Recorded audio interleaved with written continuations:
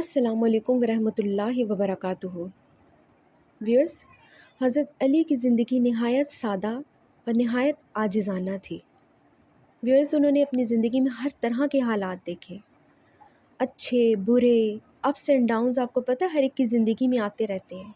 اور یہ جو ولی قسم کے لوگ ہوتے ہیں ان کو تو اللہ پاک بہت ساری آزمائشوں سے گزارتا ہے، اور یقین جانیے وہ لوگ آزمائشوں کی بھٹی سے گزر کر، وہ جیسے سونا تپ کر کندن بن جاتا ہے نا، وہ ویسے کندن بن جاتے ہیں۔ ہم لوگ فوراً گھبرا جاتے ہیں آزمائشوں سے۔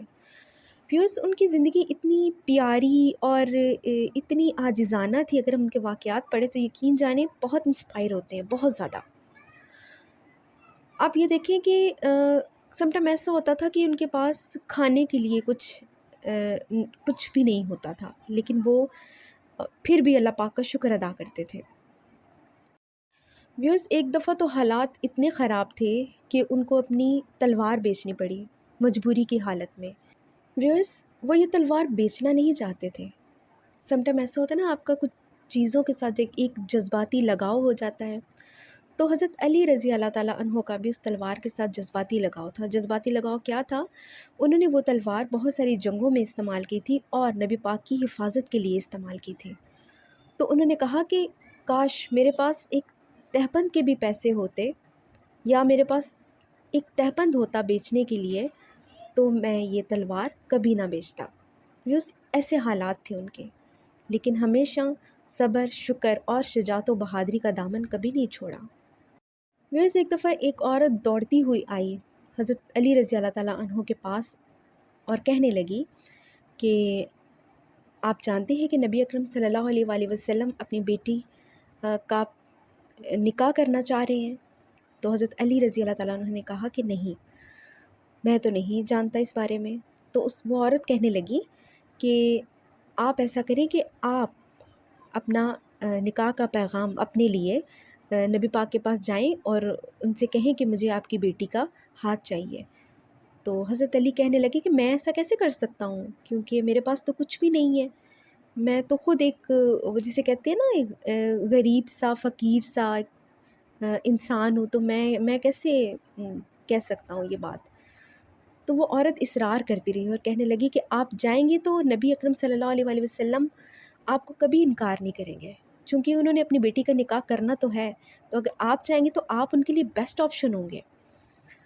تو اس عورت کے اصرار پر حضرت علی رضی اللہ تعالیٰ عنہ نبی اکرم صلی اللہ علیہ وآلہ وسلم کے پاس تشریف لے گئے، اور جب ان کے پاس بیٹھے تو بات کیسے شروع کریں، یہ ایک بہت مشکل مرحلہ تھا ان کے لیے۔ ایک شرم و حیا بھی آڑے آ جاتی ہے کہ میں اپنے ہی نکاح کی بات کیسے کروں۔ تو نبی اکرم صلی اللہ علیہ وآلہ وسلم نے ان سے پوچھا کہ علی کیوں آئے ہو؟ تو کیا بتاتے، بس خاموش رہے، کافی دیر خاموش رہے۔ تو پھر نبی اکرم صلی اللہ علیہ وآلہ وسلم نے خود ہی کہا کہ کیا تم میری بیٹی فاطمہ کے لیے نکاح کا پیام لائے ہو؟ تو حضرت علی نے کہا کہ جی۔ تو حضور اکرم صلی اللہ علیہ وآلہ وسلم نے کہا کہ تمہارے پاس ہے کچھ ایسا جس سے تم یہ نکاح حلال کر سکو؟ تو انہوں نے کہا کہ میرے پاس تو کچھ بھی نہیں ایسا، میں تو خود ایک غریب سا ہوں۔ تو نبی اکرم صلی اللہ علیہ وآلہ وسلم نے کہا کہ میں نے جو زرہ ایک تمہیں دی تھی، کیا وہ تمہارے پاس ہے؟ تو حضرت علی نے فوراً خوش ہو کے کہا کہ جی وہ تو میرے پاس ہے۔ تو حضرت محمد صلی اللہ علیہ وآلہ وسلم نے کہا کہ جاؤ اسے بیچو اور نکاح کی تیاری کرو۔ تو ویورز، وہ گئے اور انہوں نے زرہ بیچی، اور اس طریقے سے انہوں نے نکاح کا انتظام و انصرام کیا۔ ویورز، جب حضرت فاطمہ کا نکاح حضرت علی سے ہو گیا، حضرت فاطمہ جب علی کے گھر گئیں تو انہوں نے دیکھا کہ حضرت علی کے گھر ایک گھڑا، ایک کوزہ اور ایک تکیے کے سوا کچھ بھی نہیں، اور زمین پر وہ پتھر کا چورا نہیں ہوتا وہ بچھا ہوا تھا۔